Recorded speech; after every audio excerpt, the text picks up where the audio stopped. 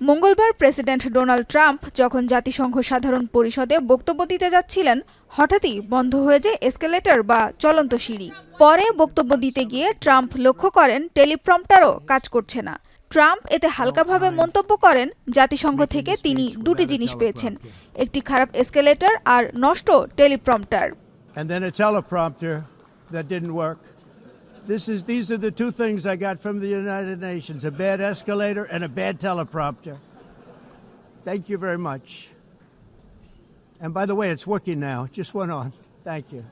এ বিষয়ে হোয়াইট হাউসের প্রেস সচিব ক্যারোলাইন লেভিট বলেন, যদি জাতিসংঘের কেউ ইচ্ছাকৃতভাবে চলন্ত সিঁড়ি বন্ধ করে থাকে তাহলে তার বিরুদ্ধে দ্রুত ব্যবস্থা নেওয়া উচিত।